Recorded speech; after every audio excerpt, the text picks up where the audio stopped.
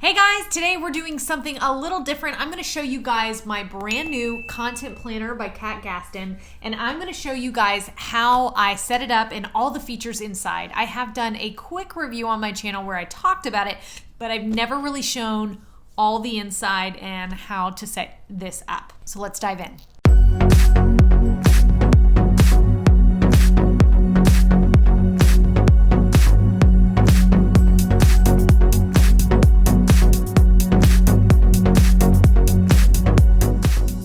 Before we get started, don't forget to subscribe to my channel and hit that bell so you can be the first to see what I've got coming out for you next. And let me know in the comments, do you use a planner to plan out your content? Are you using Google, just a calendar, possibly a digital calendar, or do you use analog? You can do this type of planning in any type of planner, digital or analog. I like this one particularly because it is specifically for content, and I'm going to show you all the features once we get inside. But as you all know, I post on YouTube, Instagram, Facebook, and LinkedIn regularly. Also, I'm emailing all my subscribers in my email list regularly, and I'm able to do that in only 2 hours a month. And the way that I'm able to do that is with a very specific content plan that I have. There's a lot in that strategy, but I also use this awesome tool, and I can't wait to show you guys inside. So let's jump in. Okay guys, so this is my content planner here. So this is actually my second year using the content planner. This is my content planner from last year and the color that they had. This year they have two colors that you can choose from. The yellow that comes with a really fancy box. I still have the purple box from last year, and this is the box for this year. This is the color combination I went with. Yellow is actually my favorite color, and I love the teal. I have a lot of teal accents in my house. I liked this option, but you can also get the powder blue option on here. But really, it's what's inside that matters. A lot of times my content planner is just open like this on my desk, so you know I don't I don't even see the outside cover. This is one of my favorite tools, but you could use a planner that's just a regular planner. These are some of my favorite tools for planning purposes. These are the midliner pens. These are highlighters, and they come in all these different colors. So it helps me plan out my content and then give each one a different, each platform or each task a different color to go with that. And whenever I need colored pens, I usually use these pens, the InkJoy from Papermate. And they come in a lot of different colors. And so I do a lot of planning with these tools. And as you can see, since I have nothing in my new content planner, you can kind of see how this works out in my passion planner. So I have different colors for different things. And then when I'm doing more highlighting, I've got different options there. So onto the content planner. Let me move some of these things out of the way so we can get to work on this. All right, so the first thing you're gonna do when you get your content planner is just take these stickers out and grab the ones with your month. And that's the first step. And then you're gonna come in here and just flip to, I'm starting mine on 2020 because I already have one and I already have a system that I'm using. But you're gonna flip to the first month, and you're gonna take your month sticker off and put it right here. Adds a little pop of color, and you're just gonna do that throughout.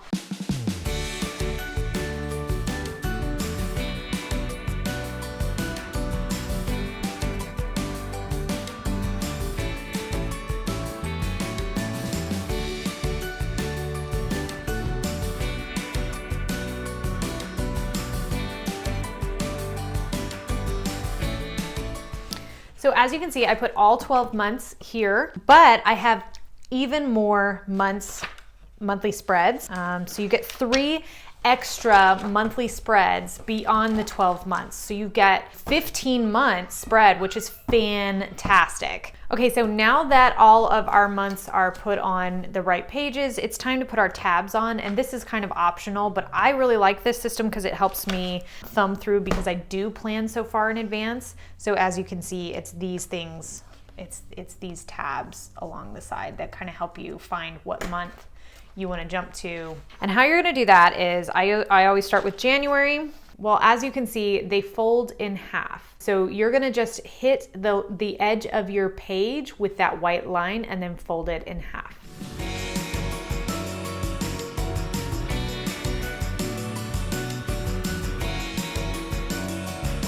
Once you fold it over, you can nicely crease it there. And then now you have your tab. The only other thing to remember about these is to kind of line them up, if you can, with the month before. They're not easily removed, as you can see. There. So as you can see, you just line them up with the month before.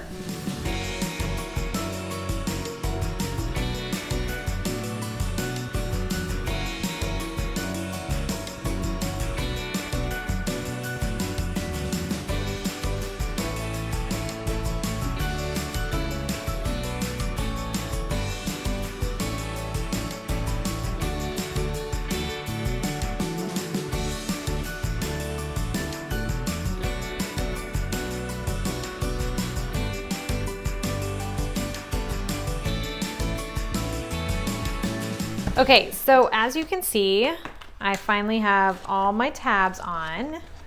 And you can see, if you're doing this, you may want to be a little more of a perfectionist with it, but I was fine just because I was kind of running through it. So I would, obviously you can see last year I was a little more of a perfectionist and I lined it up pretty perfectly on last year's. This year, just because I was doing that on camera, you know, this happened and I'm totally fine with it because it's really just for reference to be able to flip quite easily. So now that we have our tabs in, the first thing that you're gonna do in your content planner after setting it up with the stickers, work on your 2020 at a glance. And again, if you're not using the content planner, that's okay. Just make sure that you have a space where you can see each quarter at a glance. So I'm doing a launch in December, so I'll probably do another launch sometime around February, and then maybe May, August, and November. And that's kind of how I'll plan out my big launches. Whatever big I have planned in 2020, and you may not know all of 2020, but for me, I know that I'm launching at these times, so I build up my content to the launches. So start with your business. When it comes to your content planning, start with your business. Start with what your offers are and how often you want to offer them to a group if you have a closed cart. If you don't have a closed cart, this is still really important to plan ahead. And the reason for that is you can always be offering, even if you have an evergreen product, you can be offering new opt-ins to your list. You can be offering new trainings. And in order to build excitement for those things that you're doing, you want to make sure that you are planning content accordingly ahead of time, okay? So this space is so important, and you've got your quarters so you can really plan ahead. And again, you can add to this as the year goes on. I understand that this side of the page may take a little time to really focus on, but if you can now in the end of 2019 be planning at least for the first 2 quarters, then you are going to be super ahead of the game, and you can start strategizing ways to really beef up just excitement for the next thing that you are offering to your clients. When you come in from there, I like to use these places, and I actually plan ahead. My Plan for Dreams is really just a place where I put bullet points. I put things that I'm hoping for in the future. So this is usually full months before I get to the month, if that makes sense. I am planning ahead. This is where I jot down some of my brain dumps, all the things that I'm thinking of for that month, because I already know, because of this page before, when my launches are coming up. So I can look at February and come to January and be thinking of ways that I'm gonna launch excitement around that launch. And same for coming over to April, because I know I'm gonna have a launch in May.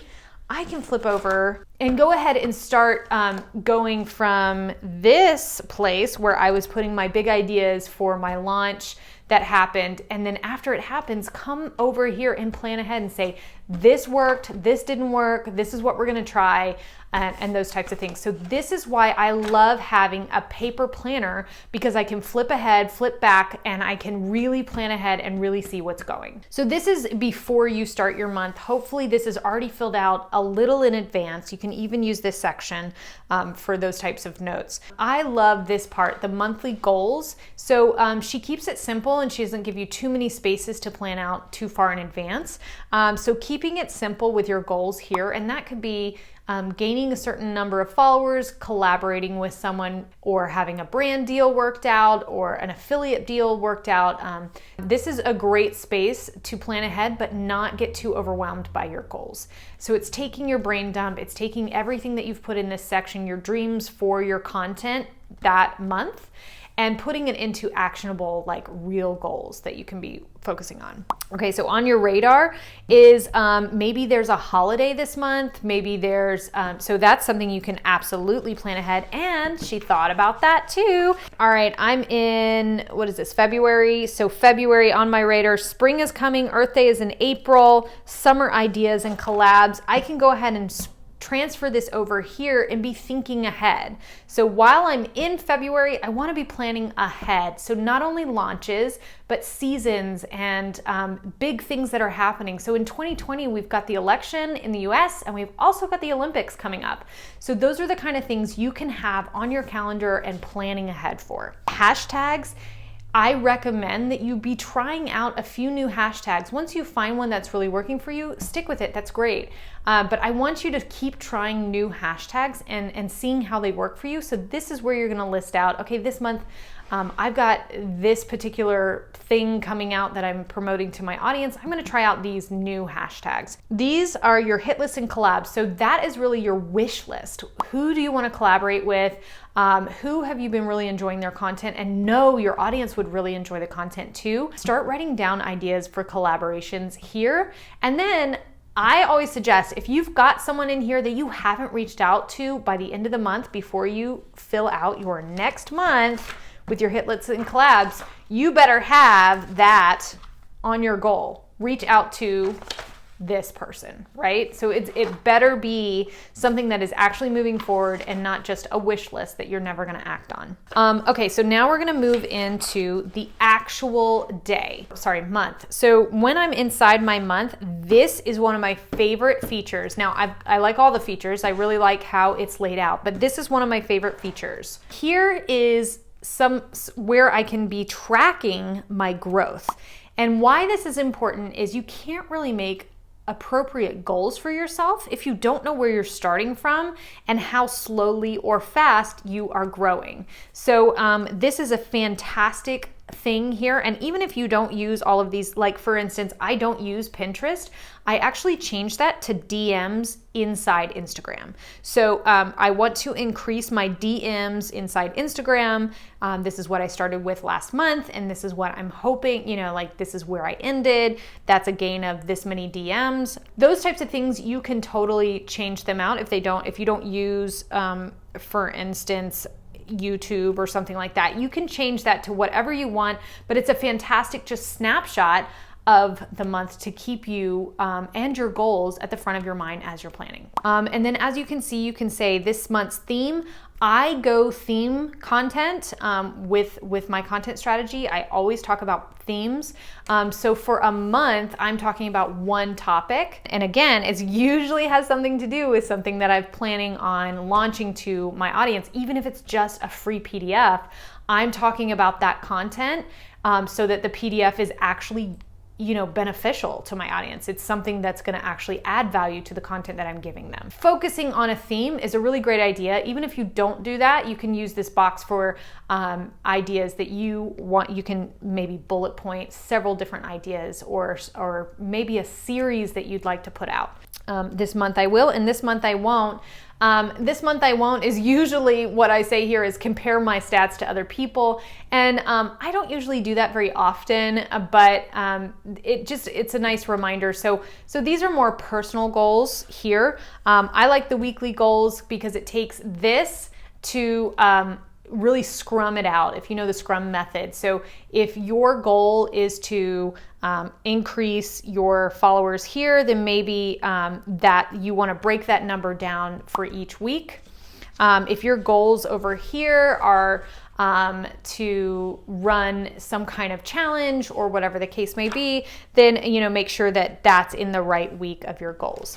The last part that I really love is these wins, because it really helps you stay on track with your planning because you're seeing actual wins. If you can find one win, maybe it's just you got one DM, you got one new follower, whatever the case may be, if you're writing them here and can actually see them in real time as they're happening, that is huge for progression. It's incentive to keep going to see what else you can write in that box next week. So it really helps to solidify the consistency of what you're doing.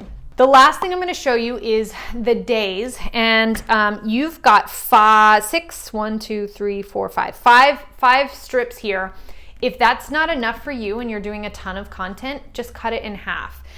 So you're just going to run a line down the middle and cut it in half, and you can have 10 lines then. Now, this is where these little stickers come in super handy, and I love these.